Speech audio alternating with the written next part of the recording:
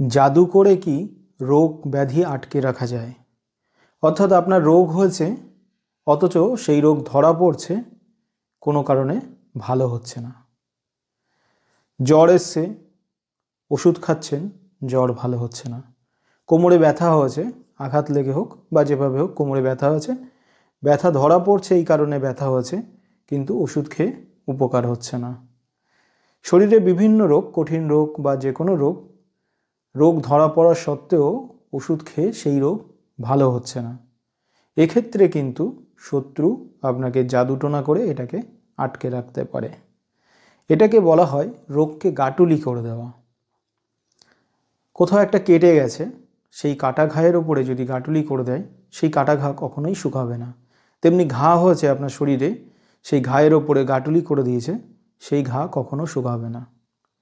যে কোনো রোগ, আপনার শরীরে যে রোগ হয়েছে না কেন, শত্রু জানতে পেরেছে যে এই রোগটা ওর শরীরে আছে, তো সেই রোগের ওপরে যদি সে গাঁটুলি করে দেয়, সেই রোগটা যেখানে দাঁড়িয়ে আছে ঠিক ওইখানেই দাঁড়িয়ে থাকবে, কোনোভাবে কমবে না। এরকমও কিন্তু জাদুতন্ত্র এবং গুণবিদ্যা আছে। অনেকে এই বিষয়গুলি জানে না। যেমন বান দ্বারা রোগ সৃষ্টি করা যায়, তেমনি বান দ্বারা রোগকে বেঁধে দেওয়া যায়। শুধু রোগ বলে নয়, গ্রহ বন্ধন করে দেওয়া যায়, কর্ম বন্ধন করে দেওয়া যায়। আপনি যে কোনো কর্ম আপনাকে বন্ধন করে দিল, সেই কর্ম আপনি করতে পারবেন না। বুদ্ধিকে বন্ধন করে দেওয়া যায়, কোনো বুদ্ধি আপনি সময় মতো কাজে লাগাতে পারবেন না। স্মরণশক্তিকে বন্ধন করে দেওয়া যায়, সেই স্মরণশক্তি আপনার কাজে লাগবে না। তেমনি যে কোনো রোগকে বন্ধন করে দেওয়া যায়, এগুলিকে বলা হয় গাঁটুলি। এই গাঁটুলি করার বিভিন্ন রকম পদ্ধতি আছে। যেমন গামছায় বেঁধে মন্ত্রপুত করে গিট মেরে সেটা রেখে দিল, যতক্ষণ না গিট খুলবে ততক্ষণ কিন্তু আপনার এই গাঁটুলিটা কাটবে না। তবে এই সমস্ত গাঁটুলি কাটার মন্ত্র আছে, সেই সমস্ত মন্ত্র প্রয়োগ করলে গাঁটুলি কেটে যায়। যেগুলো বান কাটা মন্ত্রগুলি আছে, গাঁটুলি কাটা মন্ত্রগুলি আছে, সেগুলোর প্রয়োগে এই গাঁটুলিগুলো কেটে যায়।